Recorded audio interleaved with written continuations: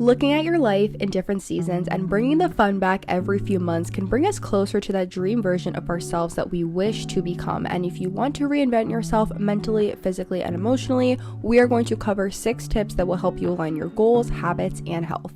Hello everyone, welcome back to my channel. My name is Pamela and today we're going to be talking all about how to have a 3-month glow up. We are going to be breaking down everything you need to know when it comes to reinventing yourself and really just feeling like a brand new person. I talked about this over on my podcast, Pretty Unprepared, if you guys are interested. However, I really feel like 3 months is a really good amount of time to just reevaluate everything that is going on in your life. And for me, as you guys know, in the beginning of the year, I worked a corporate job for about 3-ish months and then I quit. You guys can watch the whole video talking about that. It took me 3 months from that, not to like recover, but to just feel like myself again, because I was really just trying to figure out, wow, I graduated college 3 months before that and I just feel like I don't really know where I'm going with my life. And so those 3 months where I was just focusing on myself and really focusing on my journey and doing things that were good for me, I really feel like I refound myself. I found that spark in things that I was kind of losing previously. And so in this video, I really just want to share with you guys like how sometimes we can really get bored of the things that are around us or in our lives. So reinventing yourself or rebranding is just a good way to get the fun back into your life and fall back in love again with your routine, fall in love with those habits that we used to love but we kind of fell off of, breaking old bad habits, and again just honing in on how to find yourself again. So these are 6 tips that hopefully are going to be helpful, so let's get into it.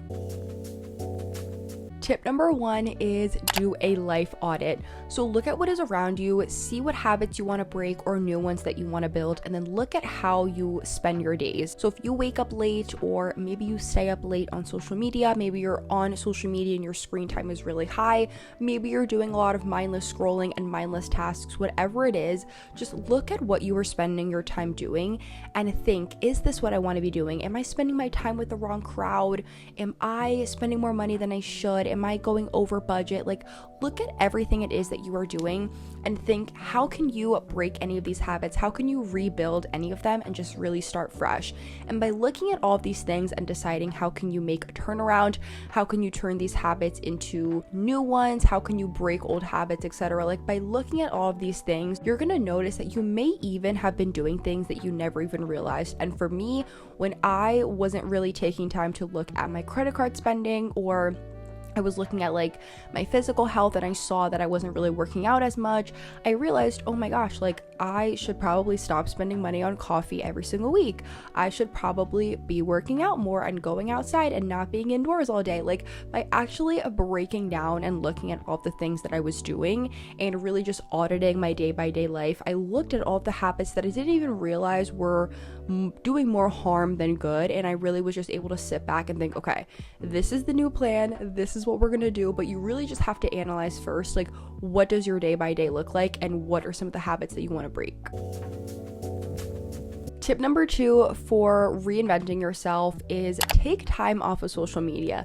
This is one of the most important things that I can say. Take time off of being online, because being online too much can cause us to want to portray or live a certain lifestyle. And as much as I love consuming content, as much as I love being a content creator and getting inspiration, I also know when it's time to step back and not be online. And even though, like I said, it is my job to post and create content, I realize that sometimes I need to just not consume as much either, because it can really take a toll on my mental health, and that can fall into every other aspect of my life. And I'll give you guys an example. When I was working as a social media manager in the beginning of the year for this brand, it was really taking a toll on me mentally, as well as with my own work outside of working with this company. Being a content creator but then also working a social media job just does not go hand in hand. And I heard this from so many people, but I really just decided to take it with a grain of salt, because I was like, you know what, if I love it and I can get it as a job and also get paid for it, why would I not want to do that? And so when I did it, I realized, oh wow, this is what people are talking about. It's going to take a toll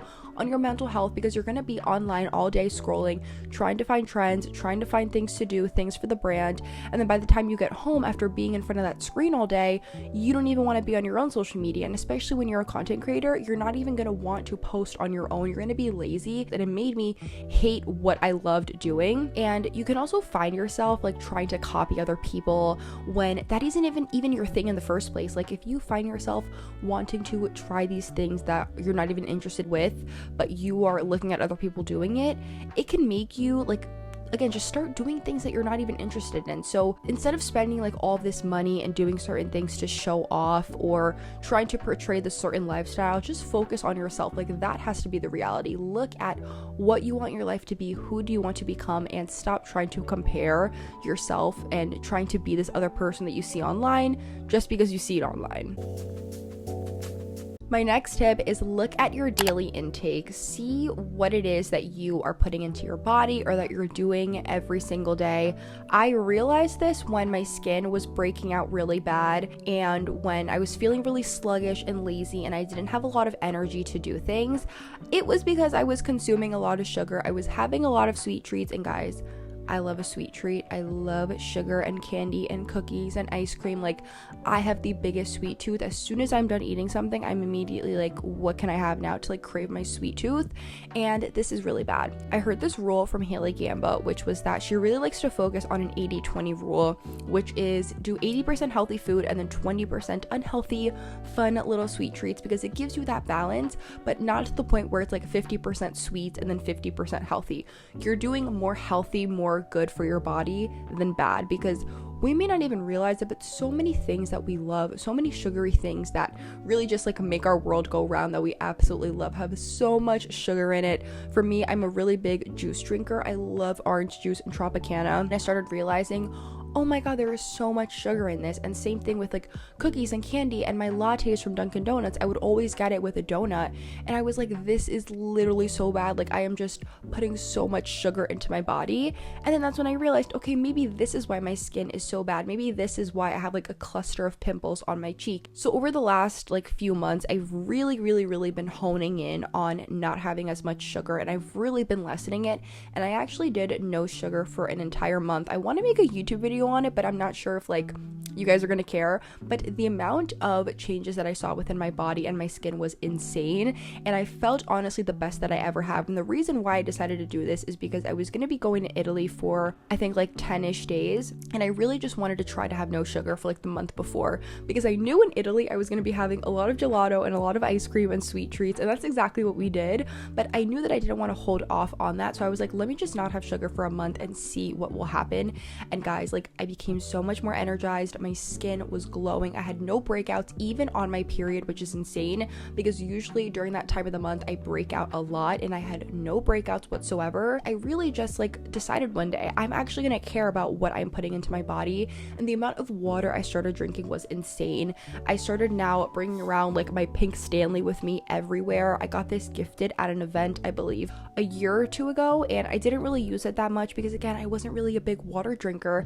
And then I was like, you know what, let me go in my cabinet, pull out a Q cup, and start like forcing myself to drink it every day. When I cut out sugar like for a whole month, it was amazing. And so by looking at your daily intake, this can really help when it comes to that glow up plan that you're doing, because you're looking at what you're intaking and you're really being more careful about what it is that you're eating, and you're caring more, because we only have one body and we really should just like do the best that we can to take care of it, go on walks, exercise frequently. And it doesn't have to be super insane like heavy lifting, but just going on a walk after you eat, or booking a workout class, or doing something with your friends, like just making it fun and enjoyable, and really just looking at what you're putting in is always important to know.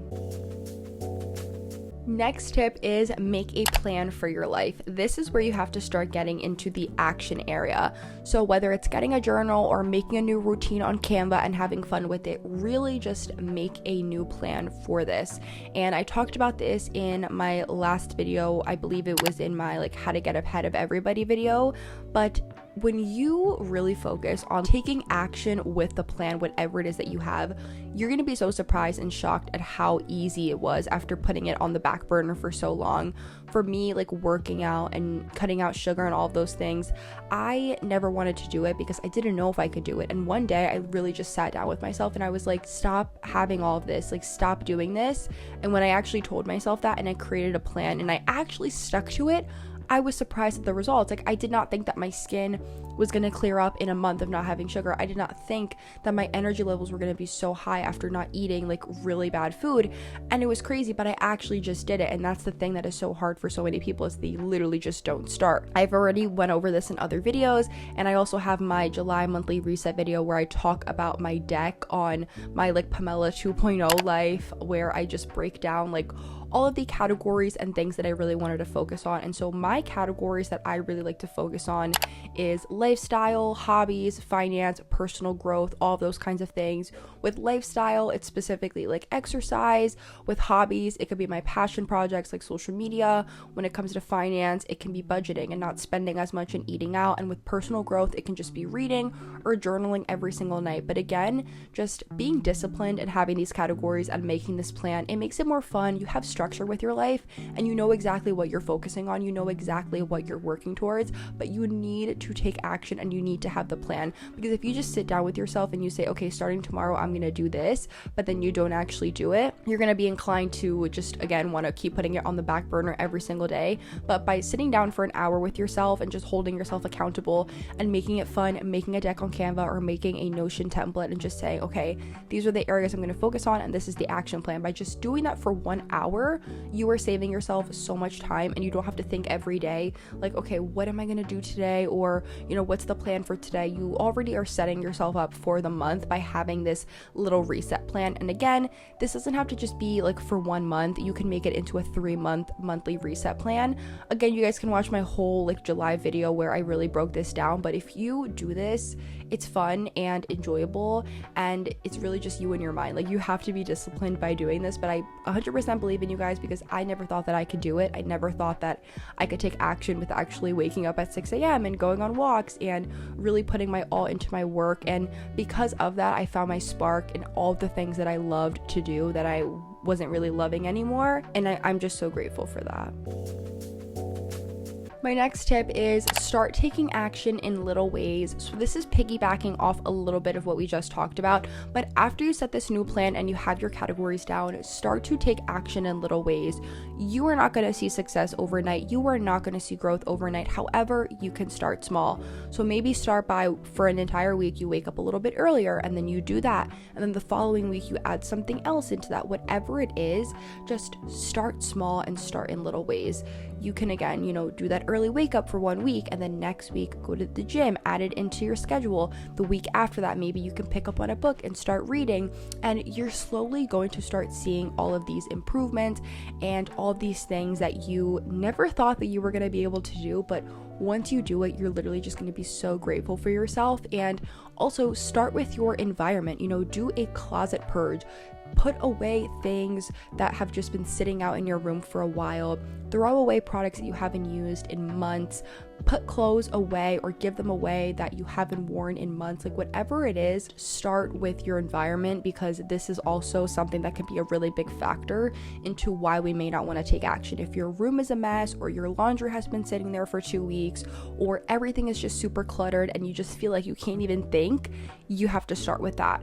And I also recommend rewarding yourself with little wins, whether it's by going out and having that little coffee at the end of the week, or just celebrating with a sweet treat. Whatever it is, maybe you want to buy something new that is affordable.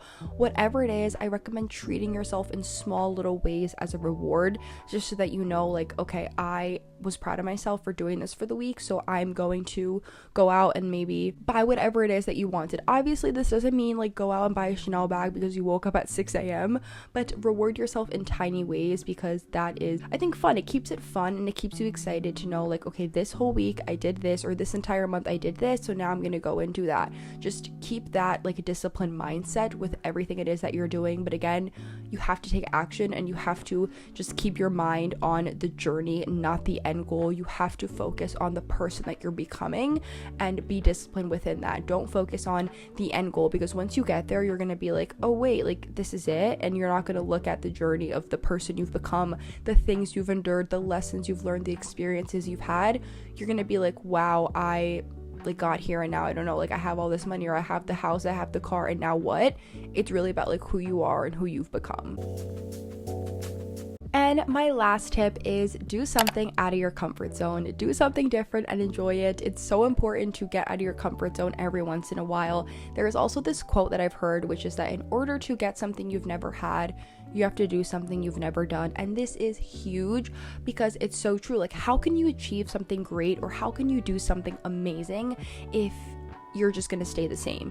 And it's the same thing with like being exceptional. Like, how can you do exceptional things if you're not being an exceptional person? Like, these little quotes and things that I hear, it really just makes you sit back and think, like, that is literally so true. And if I would have gotten half the things that I've achieved this year, like if I would have gotten that last year with the person that I was in 2023, I honestly don't know how I would have been. I don't know how I would have reacted, because I've learned, I've grown so much within the last 6 months alone that it made me even more excited for the last 6 months of the year to see like what is going to happen. And I also saw this other little graph on LinkedIn, which is that the first 6 months of the year are always the lessons, the things that you learn, and the last 6 months are now the opportunities. What are you going to take with those lessons you learned and make it into action? What are you going to bring for yourself? What are you going to bring into your life? Because again, you're learning from lessons, and I can make a whole video on failure and how it is an incredible thing and how we can learn so much from it. A lot of people fear failure over embarrassment, or people laughing at them, or because they don't know, like they don't know what the outcome is. You're afraid of this failure, but in reality, you should be excited to fail and to learn whatever lesson it is comes from that. Like, I've had so many things that didn't go the way that I planned, or maybe like something tanked and it wasn't exactly how I thought it was going to be, but the lessons that I've learned from that were like impeccable, and because of that, it has now made me into the person that I am today. So again, do something out of your comfort zone, be a little bit different, try something new, because you may even get something fun out of it. You may even learn something amazing from it. So definitely like either book that workout class or read that book or go to the library, ask that person out, like whatever it is, get out of your comfort zone. To end off today's video, I just want to tell you guys thank you so much for watching. Thank you so much for all the support and love that I've been getting. I really, really hope that this was helpful, and these are the tips that have really been helpful for me, where I was trying to find myself again in those 3 months that I just encountered. And I am so proud of everything that I've been doing. I'm so happy that you guys are loving the content. Again, I just have to say it at the end of every video because I really appreciate every single one of you. And if you ever have any video ideas, put it in the comments, but I will see you guys in my next video. Bye.